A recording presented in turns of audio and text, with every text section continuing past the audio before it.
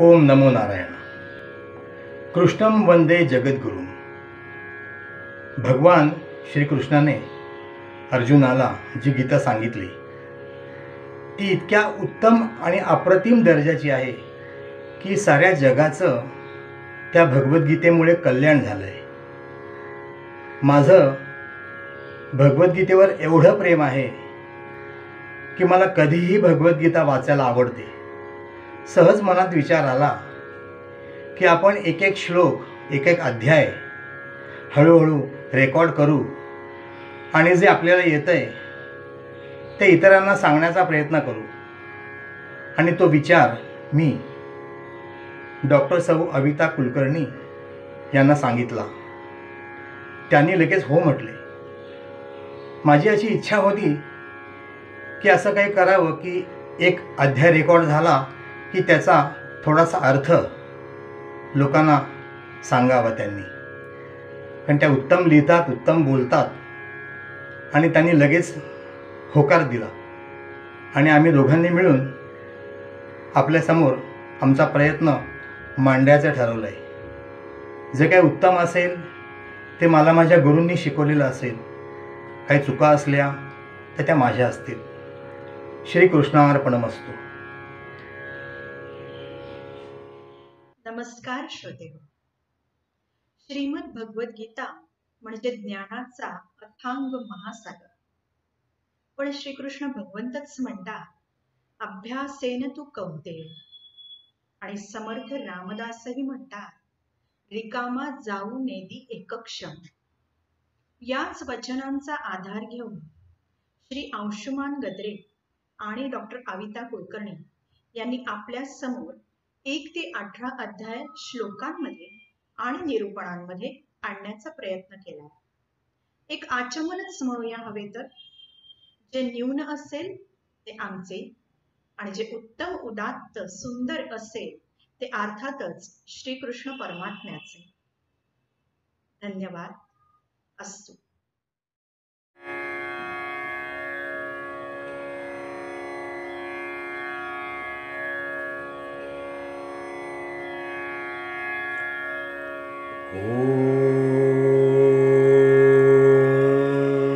श्री परमात्मने नमः. अथ षोडशोऽध्यायः. श्रीभगवानुवाच. अभयं सत्त्वसंशुद्धिर्ज्ञानयोगव्यवस्थितिः. दानन्दमश्च यज्ञश्च स्वाध्यायस्तप आर्जवम्. अहिंसा सत्यमक्रोधस्त्यागः शान्तिरपैशुनम्. दयाभूतेष्वलोलुप्त्वं मार्दवं ह्रीरचापलम्. तेजः क्षमा धृतिः शौचमद्रोहो नातिमानिता. भवन्ति सम्पदं दैवीमभिजातस्य भारत. दम्भो दर्पोऽभिमानश्च क्रोधः पारुष्यमेव च. अज्ञाने चाभिजातस्य पार्थसम्पदमासुरीम्. दैवी सम्पद्विमोक्षाय निबन्धायासुरीमता. मा शुचः सम्पदं दैवीमभिजातोऽसि पाण्डव. द्वौ भूतसर्गौ लोकेऽस्मिन् दैव आसुर एव च. दैवो विस्तरशः प्रोक्त आसुरं पार्थ मे शृणु. प्रवृत्त्यै च निवृत्त्यै च जना न विदुरासुराः. न शौचन्नापि चाचारो न सत्यन्तेषु विद्यते असत्यमप्रतिष्ठन्ते जगदाहुरनीश्वरम् अपरस्परसम्भूतं किमन्त्यत्कामहेतुकम् एतान् दृष्टिमवष्टभ्य नष्टात्मानोऽल्पबुद्धयः प्रभवन्त्युग्रकर्माणः क्षयाय जगतो हिताः काममाश्रित्य दुष्पूरन् दम्भमानमदान्विताः मोहाद् गृहीत्वा सद्ग्राहान् प्रवर्तन्ते शुचिव्रताः चिन्तामपरिमेयाय च प्रलयान्तामुपाश्रिताः कामोपभोगपरमा एतावदिति निश्चिताः आशापाशशतैर्बद्धाः कामक्रोधपरायणाः ईहन्ते कामभोगार्थ मन्यायेनार्थसञ्चयान् इदमद्य मया लब्धमिमं प्राप्स्ये मनोरथम् इदमस्तीदमपि मे भविष्यति पुनर्धनम् असौ मया हतः शत्रुर्हनिष्ये चापरानपि ईश्वरोऽहमहं भोगी सिद्धोऽहं बलवान् सुखी आढ्योऽभिजनवानस्मि कोऽन्योऽस्ति सदृशो मया यक्षे दास्यामि मोदिष्य इत्यज्ञानविमोहिताः अनेकचित्तविभ्रान्ता मोहजालसमावृताः प्रसक्ताः कामभोगेषु पतन्ति नरकेषु च आत्मसम्भाविताः स्तब्धा धनमानमदान्विताः यजन्ते नाम यज्ञैस्ते दम्भेनाविधिपूर्वकम् अहङ्कारं बलं दर्पं कामं क्रोधं च संश्रिताः मामात्मपरदेहेषु प्रद्विषन्तोऽभ्यसूयकाः तानहं द्विषतः क्रूरान् संसारेषु नराधमान् क्षिपाम्यजस्रमशुभानासुरेष्वेव योनिषु आसुरीं योनिमापन्ना मूढा जन्मनि जन्मनि मामप्राप्यैव कौन्तेय ततो यान्त्यधमां गतिम् त्रिविधं नरकस्येदं द्वारं नाशनमात्मनः कामः क्रोधस्तथा लोभस्तस्मादेतत्त्रयं त्यजेत् एतैर्विमुक्तस्कौन्तेय तमोद्वारैस्त्रिभिर्नरः आचरत्यात्मनः श्रेयस्ततो याति परां गतिम् यः शास्त्रविधिमुत्सृज्य वर्तते कामकारतः न स सिद्धिमवाप्नोति न सुखं न परां गतिम् तस्माच्छास्त्रं प्रमाणन्ते कार्याकार्यव्यवस्थितौ ज्ञात्वा शास्त्रविधानोक्तं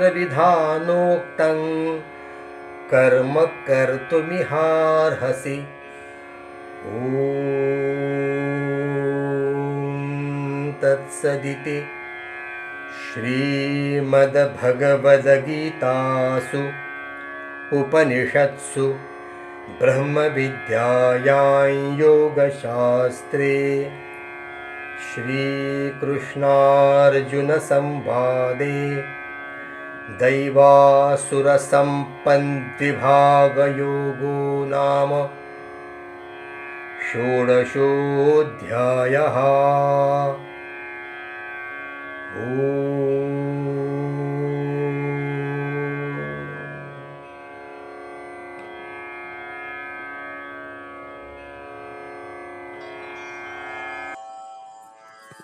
अध्याय 16.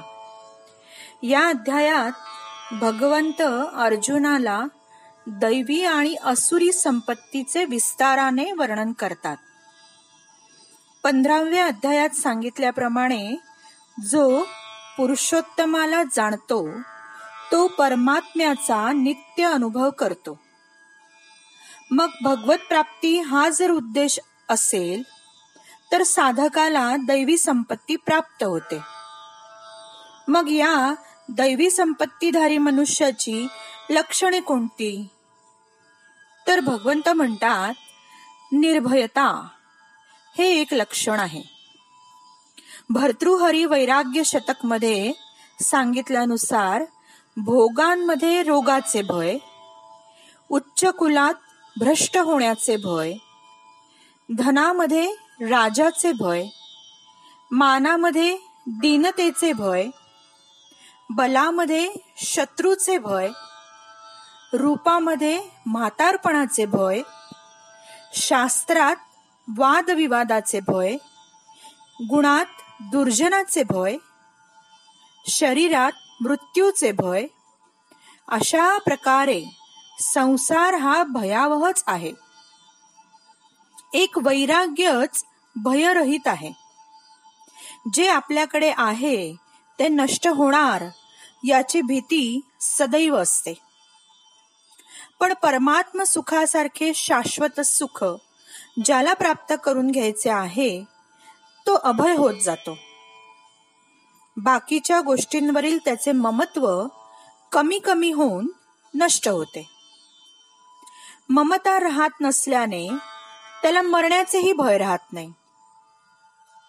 पुढील लक्षण सत्व संशुद्धी. संसाराशी आसक्ती न ठेवता भगवंतातच अनुराग ठेवणे हीच अंतःकरणाची सम्यक शुद्धी आहे.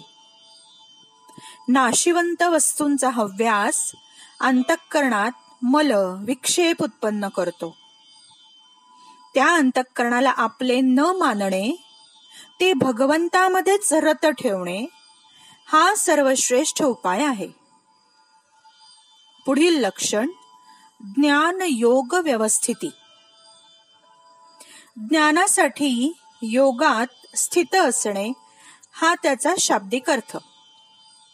पण निंदा स्तुती, अपमान मान, रोग निरोगता या स्थितींमध्ये सम राहणे, निर्विकार राहणे ही ती स्थिती. पुढील लक्षण दान.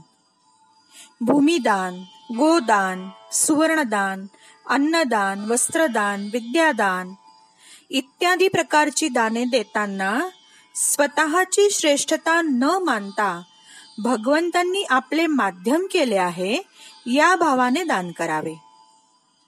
पुढचे लक्षण दम. इंद्रियांना वश करणे, आसक्ती न ठेवणे, ज्यामुळे स्वार्थ अभिमान नष्ट होण्यास मदत होते ते दम. यज्ञ हा पुढचा गुण. यज्ञ म्हणजे आहुती देणे. वर्णाश्रमानुसार होम, वैश्वदेव इत्यादी यज्ञ आहेत. तसेच स्वार्थ अभिमानाचा त्याग हाही यज्ञच आहे. दैनंदिन व्यवहार, व्यापार, शेती, कामकाज, देणे घेणे इत्यादी क्रिया भगवत प्रित्यर्थ केल्या तर त्या यज्ञच होतात. स्वाध्याय. स्वाध्याय शब्दातच त्याचा अर्थ आहे आपल्या स्थितीचे योग्य रीतीने अध्ययन करणे म्हणजे स्वाध्याय. आपण परमात्म्याचा अंश आहोत ही धारणा ठेवून नित्य पठण चिंतन असे करणे म्हणजे स्वाध्याय. तप. सहनशीलता हे एक तपच आहे. भूक, तहान, ऊन, पाऊस, थंडी, वारा हे सर्व सहन करणे हे तपातच येते. परिस्थितीच्या अधीन न जाता एकांत साधून साधन करणे हे तपाच्या अंतर्गत येते. पुढील लक्षण आर्जवम म्हणजे सरळपणा, साधेपणा. हा व्यवहारात जरी मूर्खपणाचा दिसत असला तरी स्व उद्धारासाठी तो आवश्यक आहे. स्वाभाविक सरळता असावी. भगवंतांनी अहिंसा, सत्यभाषण, क्रोध न करणे, कामनांचा त्याग करणे, अंतःकरणात चलबिचल न होणे, प्राणीमात्रांवर दया करणे, सांसारिक लालसा न ठेवणे इत्यादी गुण परमार्थासाठी आवश्यक आहेत ते सांगितले आहे. त्यात अपैशुनम हा दुर्गुण त्यागावा असे म्हटले आहे. एखाद्या माणसाचे दोष दुसऱ्याजवळ सांगून त्याविषयी दुर्भाव उत्पन्न करणे म्हणजे पिशुनता.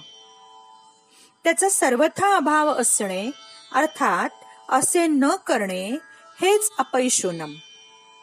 कोणाच्या चुगल्या न करणे हा त्याचा सरळ अर्थ. पुढे रीही म्हणजे लज्जा हा गुण सांगितला आहे. लज्जा कोणती तर जे शास्त्राच्या विरुद्ध आहे आणि लोकमर्यादेविरुद्ध आहे अशा गोष्टी करण्यास संकोच वाटणे म्हणजे रीही. अचापलम. अचापलम म्हणजे उतावीळपणा नसणे. आतताई गडबड गोंधळ करून कुठलंही कार्य उतावीळपणे न करणे म्हणजे अचापलम. तेज म्हणजे प्रभावशाली. क्षमा, धैर्य, शरीरशुद्धी, वैरभाव न ठेवणारा, अमानी ही सर्व दैवी संपत्तींची लक्षणं आहेत. पुढे भगवंत आसुरी संपत्तींची लक्षणेही सांगतात आणि ती त्यागाला सांगतात. दंभ, घमेंड, अभिमान, क्रोध, कठोरता, अविवेक या आसुरी संपत्तीने मनुष्य स्वतःचा आणि दुसऱ्याचाही घात करतो. ती लक्षणे टाकून द्यावीत. ही लक्षणे अधोगतीला नेण्यास कारणीभूत होतात. अर्जुन तर दैवी संपत्तीने युक्त आहे. दैवी संपत्ती मुक्तीसाठी आहे. आसुरी संपत्ती बंधनाकडे नेणारी आहे. अर्जुन दैवी संपत्तीला प्राप्त झाल्याने भगवंतांनी मा शुचः म्हणजे अर्जुनाला शोक करू नकोस असे सांगितले आहे. गीतेमध्ये एक विलक्षण असामान्य गोष्ट भगवंतांनी सांगितली आहे. जीव हा परमात्म्याचाच अंश आहे हे आता पावेतो आपले पक्के ध्यानात आले आहे. हीच गोष्ट पुढे नेऊन दयाळू असलेले भगवंत म्हणतात, कोणताही जीव संपूर्णपणे फक्त आसुरी संपत्तीने लिप्त नसतो. तो संपूर्णपणे सद्भावरहित नसतो, कारण तो परमात्म्याचाच अंश आहे आणि त्यामुळे त्यात सद्भाव म्हणजे सत आहेच. कुसंगाने तो दुर्भाव उत्पन्न करतो. अज्ञानामुळे जीवनात काय करावे काय करू नये याविषयीचे तारतम्य त्याला नसते. कोणत्या कार्यात प्रवृत्त व्हावे, कशातून निवृत्त व्हावे हे तो जाणत नाही. जिवंत राहणे, सुखभोग घेणे, संग्रह करणे एवढाच त्याचा उद्देश असल्याने सदाचाराकडे तो झुकतही नाही.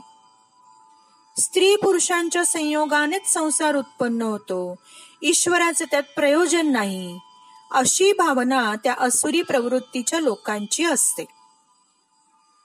खावे प्यावे मौज करावी, शास्त्र धर्माच्या विरुद्ध वर्तन करावे, असा त्यांचा दैनंदिन कार्यक्रम असतो. कामी, दंभाने युक्त, अभिमानी असे हे लोक कुकर्म करायला सदा प्रवृत्त असतात. आशेच्या पाशांनी युक्त होऊन धनसंचय करण्यात व्यग्र असतात. मी दान देईन, मी धनवान आहे, माझ्यासारखे दुसरे कुणीच नाही, अशी धारणा ठेवतात. पदार्थांचे भोग भोगण्यात नित्य आनंद मानतात. अशी माणसे नरकात जातात. भगवंत त्यांना असुरी योनीत टाकतो. त्यांची कर्मेच फार क्रूर असतात. पापाचे बी पेरले तर पुढे नरकवास ठरलेलाच असतो.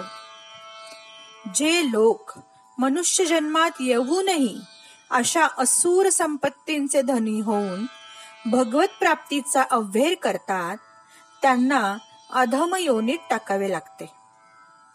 काम, क्रोध, लोभ हे 3 प्रकारचे नरकाचे दरवाजेच आहेत. म्हणून या तिन्हींचा त्याग केला पाहिजे.